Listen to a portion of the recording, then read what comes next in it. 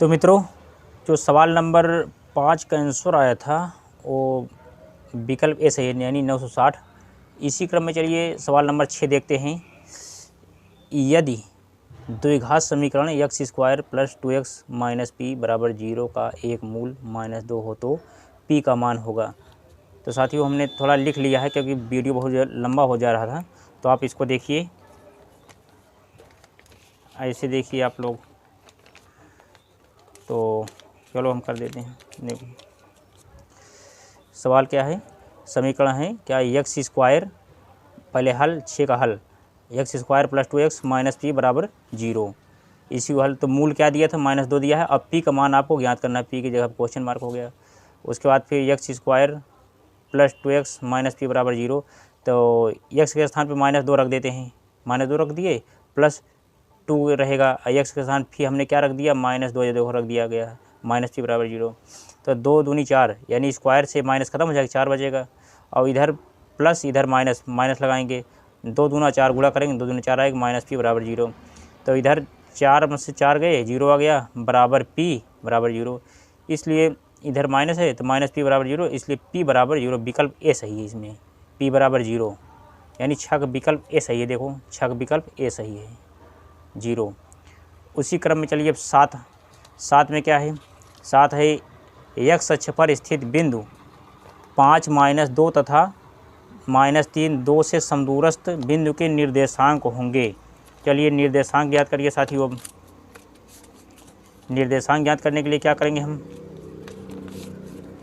चलो निर्देशांक पहले हम बिंदु लिख लेते हैं। देखिए सवाल नंबर 7 का है।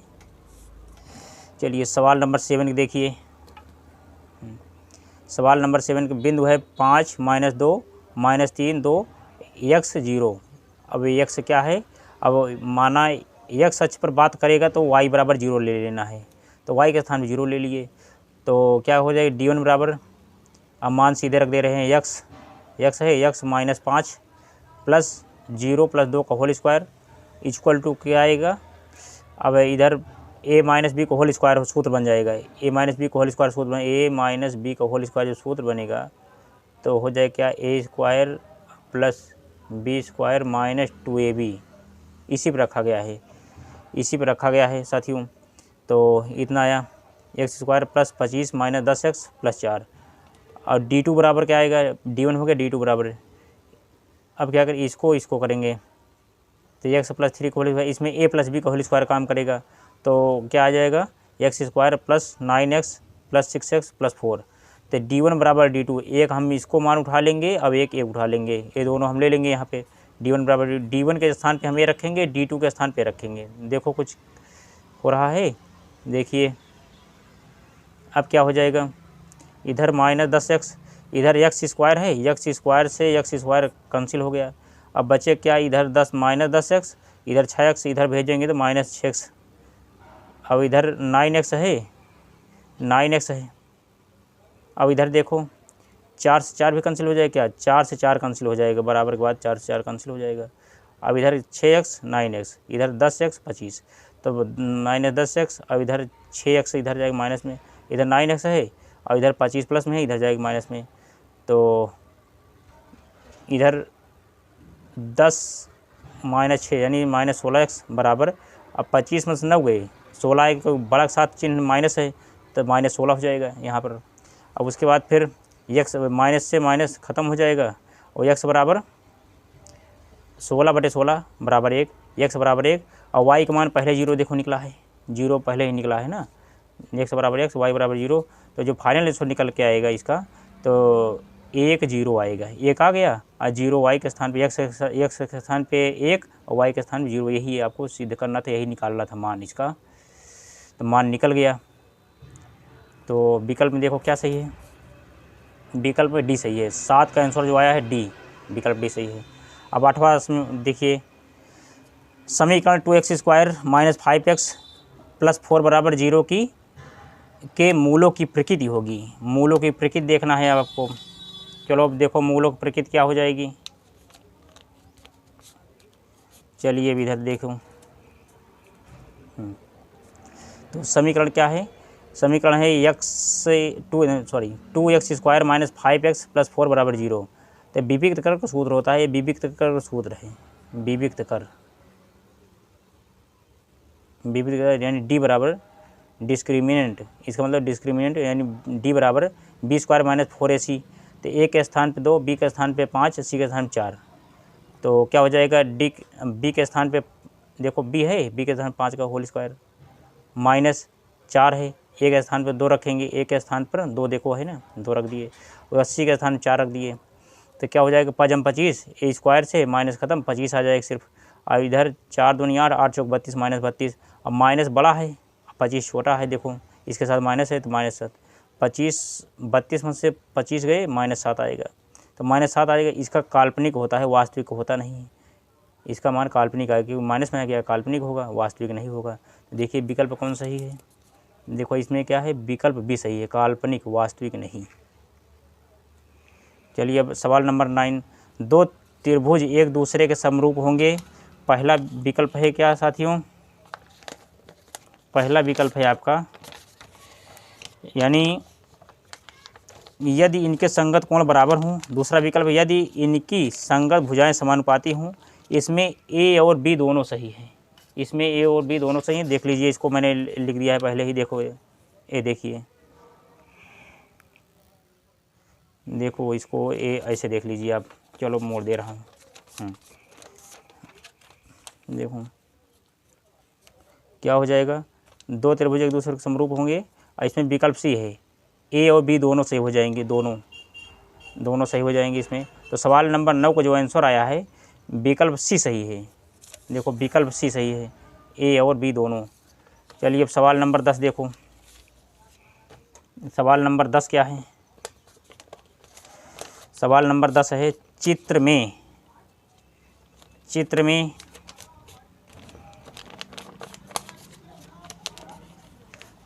में त्रिभुज ओ डी सी, फिर उसके बाद फिर लगभग फिर त्रिभुज ओ बी ए, यदि कोण बी ओ सी बराबर 125 अंश और कोण सी डी ओ बराबर 70 अंश हो, तो कोण ए ओ बी का मान होगा।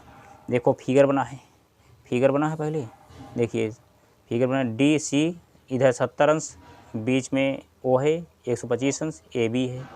अब इसी को हल करना है। देखिए इसको मैंने हल किया, 180, त्रिभुज तीनों अंतः कोणों का योग 180 आएगा, और 70, देखिए इसमें क्या है, हल करेंगे, ये कितना है, देखिए 180 और माइनस ब्रैकेट में क्या, 70 प्लस 55, 125 होने के लिए 70 प्लस 55, 125 होने के लिए, तो 180 माइनस 125 बराबर 55 अंश आएगा इसमें, आंसर 55 अंश आएगा इसमें। तो सवाल नंबर 10 का आंसर आया है ए, विकल्प ए सही है, 55 अंश। सवाल नंबर 11 देखिए, सवाल नंबर 11 है, यदि साइन थीटा बराबर कास थीटा, तो 0 या तो बड़ा होगा या बराबर होगा थीटा के, 90 बराबर या बड़ा है तो थीटा का मान होगा। इसमें थीटा का मान साथियों पूछा है, तो थीटा का मान कैसे हो निकालेंगे, चलो हम बताते हैं बिल्कुल। देखिए अब इसमें थीटा का मान पूछा है, देखिए क्या हो जाएगा, साइन थीटा बराबर कास थीटा, तो साइन थीटा बटे कास थीटा हो जाएगा, क्यों बराबर है, बटे में चला जाएगा, कास थीटा बराबर 1। तो सूत्र होता है, क्या होता है, टेन थीटा बराबर होता है, टेन थीटा बराबर होता है साइन थीटा बटे कास थीटा, ये होता है ना, तो इसी का अकॉर्डिंग हो जाएगा। तो इसका मान हो जाएगा टेन थीटा बराबर 1। तो टेन थीटा बराबर, ये टेन थीटा 1 का मान 45 होता है, टेन 45 का मान 1 होता है, 1/45, तो टेन से टेन कट जाएगा, थीटा बराबर 45 अंश, यही आंसर हो जाएगा। नोट कर लीजिए इसको। तो विकल्प ए सही है इसमें, विकल्प बी सही है, 11 के विकल्प बी सही है, 45 अंश आया है। उसके बाद क्वेश्चन नंबर 12 देखिए, क्वेश्चन नंबर 12 आप लोग देखिए क्या है, 12 साइन 15 बटे कास 75 अंश का मान होगा। चलिए देखिए मान इसमें ज्ञात करने के लिए बोला है, देखो साइन 15 अंश बटे कास 75 अंश बराबर क्या हो जाएगा, साइन 15 ऊपर रहेगा, ऊपर कुछ नहीं करना है, नीचे वाले में करना है कास 90 माइनस 15, यानी इसके बराबर में करना है। तो इसका सूत्र होता है कास 90 माइनस थीटा बराबर कास 90 माइनस थीटा इक्वल टू क्या हो जाएगा, साइन थीटा। साइन थीटा यही सूत्र होता है, इसी रखा गया है 90 माइनस 15, 90 माइनस 15 बटे का हो जाए साइन 15, साइन बदल जाएगा, ये साइन में बदल जाएगा, तो ऊपर रहेगा 15 और नीचे साइन 15 हो जाएगा, इसका मान 1 हो जाएगा फिर 1। तो सवाल नंबर 12 जो आंसर आया है 1 आया है, विकल्प ए सही है। तो साथियों उम्मीद करता हूँ आप नोट कर लिए होंगे। चलिए नोट न किए हों जिसका पूरा स्क्रीनशॉट ले लीजिए आप पूरा।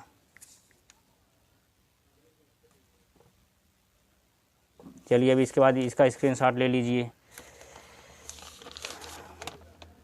अब इसके बाद क्या आएगा, सवाल नंबर 12 हो गया। 13 नंबर देखिए, यदि sine theta minus cos theta बराबर 0 हो तो साइन 4 थीटा ब्रैकेट में प्लस कास 4 थीटा का मान होगा। अब इसको देखिए, देखो मैंने लिख दिया हूँ साथियों। अब क्या करेंगे, देखो इसमें इसका मान पहले निकाल लेते हैं। Sine theta minus cos theta बराबर 0, तो sine 4 theta plus cos 4 theta, देखो क्वेश्चन मार्क लगा दिए गए हैं। तो पहले हम इसका निकालते हैं पूरे का, साइन थीटा बराबर कास थीटा, इतना हो गया। तो साइन थीटा बटे कास थीटा बराबर 1, तो 1 किसका होता है, साइन थीटा बटे कास थीटा बराबर tan हो जाएगा, अभी मैंने बताया था। इधर क्या हो जाएगा, बराबर tan 45, एक का मतलब tan 45 अंश का मान हो जाएगा। इसके बाद फिर tan थीटा बराबर tan 45, और tan से tan कट गया, थीटा बराबर 45 अंश आ गया, थीटा बराबर 45 अंश ये आ गया। अब क्या करेंगे हम, पहला आंसर आ गया 45 अंश, अब इसका मान निकालना है, sine 4 theta plus cos 4 theta का मान निकालना है।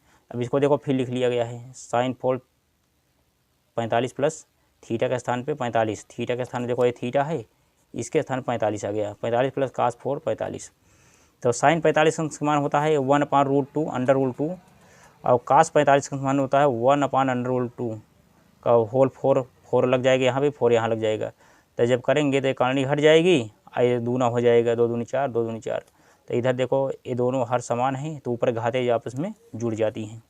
तो क्या हो जाएगा, देखो साथियों इधर 4 हो गया और इधर 2/4, यानी 2 एक अन्नम 2, 2 दूनी 4, 1/2, 1/2 आंसर आ जाएगी इसका, 1/2। अब इसका स्क्रीनशॉट ले लीजिए, ले लीजिए स्क्रीनशॉट इसका।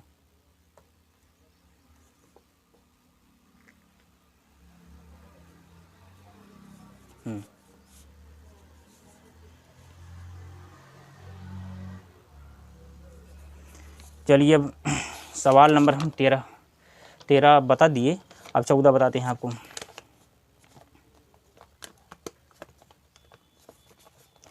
14 15 देख लेते हैं। देखो 14 सवाल है, देखो 1/2 आ गया, विकल्प 13 का विकल्प भी सही है। ब्रैकेट में सेक ए प्लस tan ए, फिर दूसरे ब्रैकेट में 1 माइनस साइन ए का मान होगा। तो देखिए क्या हो, पहले हम लिख लेते हैं, क्या लिखेंगे, सेक ए प्लस tan ए, यहाँ पे 1 माइनस साइन ए, तो सेक ए प्लस tan ए 1 माइनस साइन ए हो गया। इसका मतलब होता है 1/cos ए प्लस इसका tan ए के बदले साइन ए cos ए, 1 माइनस साइन ए। तो ये दोनों सेम है, इसका मैंने एलसीएम cos ए हो जाएगा, ऊपर की घातें जुड़ जाएंगी, फिर 1 माइनस साइन ए। तो देखो ये माइनस प्लस ए माइनस माइनस हो जाएगा, फिर साइन स्क्वायर ए हो जाएगा बटे cos ए। अब इधर ऊपर क्या हो जाएगा, 1 माइनस साइन स्क्वायर ए बराबर cos स्क्वायर ए हो जाता है, अब बटे cos ए नीचे है। इसमें जब भाग देंगे इसमें 2 cos ए है, एक cos ए से cos कट जाएगा, एक बच जाएगा, cos ए बच जाएगा, यही प्रूव करना था आपको। इसका मान यही होगा cos ए। तो सवाल नंबर 14 का आंसर cos ए आ रहा है, देखो विकल्प डी सही है, 14 का विकल्प डी। अब 15 देखो, चित्र में बिंदु ओ का बिंदु ए तथा पी से देखने पर अवनमन कोण की माप होगी। देखो ये चित्र है, अब ऐसे चला जाएगा, देखो चित्र बना भी दिए हैं, चित्र बना दिए हैं, ये 60 है, इसका आधा 30 हो जाएगा इधर, और उसके बाद पी ए इधर 45 हो जाएगा, 45 इधर बता, अवनमन कोण पूछा है ना, अवनमन कोण यानी ऊपर से देखने पर अवनमन कोण की माप होगी। तो क्या हो जाएगा, 30 45, 30 45 यही आंसर हो जाएगा, यानी 45 30 आंसर बी, यानी विकल्प बी सही है इसमें। विकल्प बी कहाँ है, विकल्प बी ए है, विकल्प बी ए सही है, 45 अंश 30 अंश ये सही हो जाएगा साथियों, देख लीजिए इसको। चलो अब इसका स्क्रीनशॉट ले लीजिए।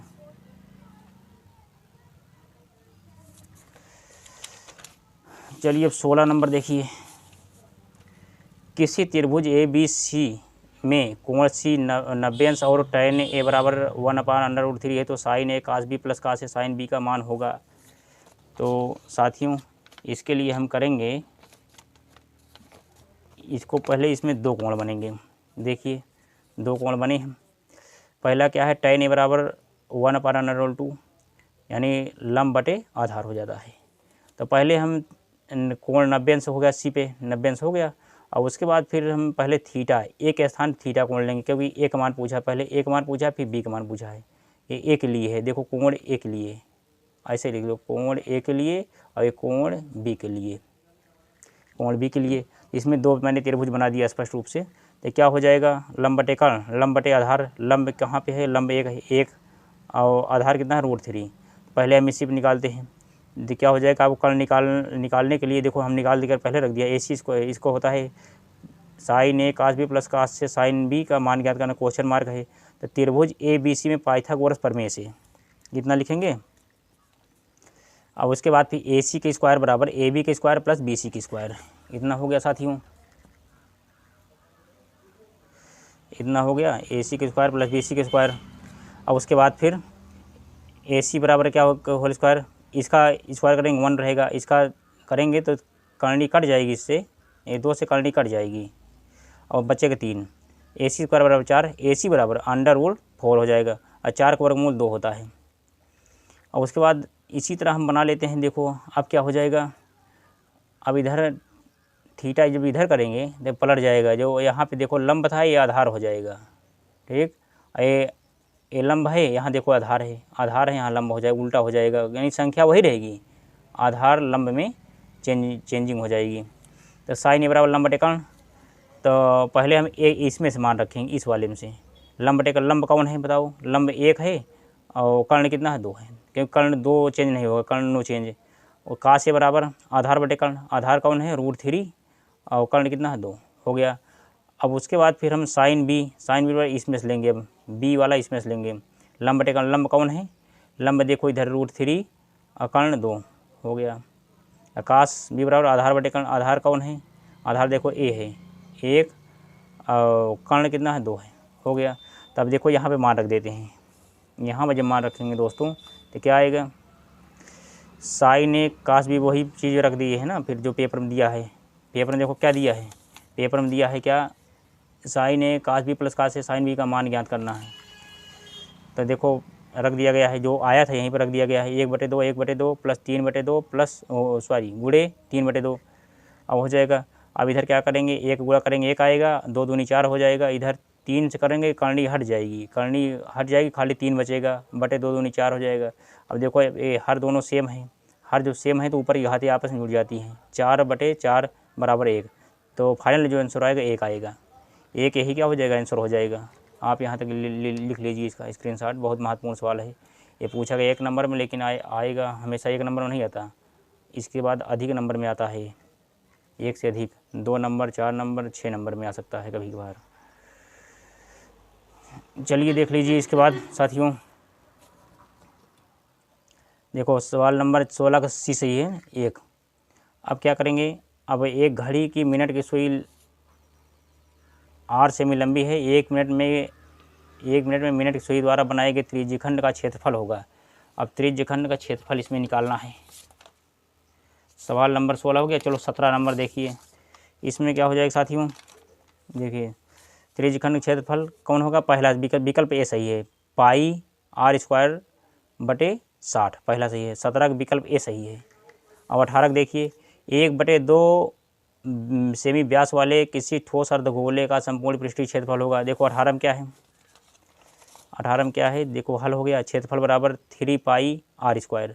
अर्धगोले की बात क्या है, r बराबर 1/2, अर्धगोले का मतलब है कि 2 हो जाएगा नीचे, तो इसका मैंने दोनों गुणा होगा 1/4 आ जाएगा, 1/r बराबर यानी त्रिज्या 1/4 हो गई। तो इधर क्या हो जाएगा 3 पाई, अब इधर क्या हो जाएगा 1/4 जो है यहाँ रख दीजिए, इसका होल स्क्वायर कर देंगे, 3 पाई तो ऐसे रहेगा, अब 1 का होल स्क्वायर 1 ही रहेगा, 4 चौक 16 हो जाएगा। तो इसका जब गुणा होगा तो 3 पाई आएगा, इधर 16 मैंने क्षेत्रफल पूछा है, क्षेत्रफल का मतलब cm² यानी वर्ग cm होता है ना, cm²। चलो नोट कर लो जी, इसको स्क्रीनशॉट ले लीजिए इसका। अब सवाल नंबर क्या होगा 18 देखो, तो 18 तो हो गया, 18 का हो गया। 18 का जो आंसर आया है विकल्प बी से 3 पाई बटे 16 सेमी स्क्वायर, ये हो गया। 19 नंबर किसी बारंबारता बंटन के लिए माध्य और माध्यक क्रमशः 26.1 और 25.8 है, बंटन के लिए बहुलक का मान होगा। इसमें बहुलक पूछा है, तो साथियों बहुलक ज्ञात करने के लिए क्या करते हैं, देखो बहुलक ज्ञात करने के लिए हम करते हैं, देखो बहुलक बराबर होता है, बहुलक 19 नंबर देखो, बहुलक बराबर होता है 3 माध्यक माइनस 2 माध्य, तो 3 गुणे 25.8 माइनस 2 गुणे 26.1, तो इसका जब गुणा करेंगे 77.4 आएगा माइनस 52.2, जब घटाएंगे इसमें से तो 25.2 आएगा, यही आंसर हो जाएगा, यही आंसर हो जाएगा। अब बहुलक बराबर आया है 25.2, देखो 25.2 आया है, ये आया है, विकल्प इसमें सी सही है 25.2। तो सवाल नंबर 19 का जो आंसर आया है सी सही है, विकल्प 25.2। अब केंद्रीय प्रवृत्ति की माप होगी, इसमें माध्य और माध्यक दोनों हो जाएंगे, बी और सी। देखो केंद्रीय प्रवृत्ति की माप होगी माध्य माध्यक, विकल्प डी से बी तथा सी दोनों सही है, यानी 20 का जो आंसर आया है डी, बी तथा सी दोनों सही है। तो साथियों इसका स्क्रीनशॉट ले लीजिए एक बार और। चलिए हम इसके बाद हम सवाल नंबर अगला बताते हैं। सवाल नंबर हो गया यहाँ तक पूरा, अब खंड बा बताएंगे, खंड आ पूरा हो गया, अब खंड बा बताएंगे साथियों।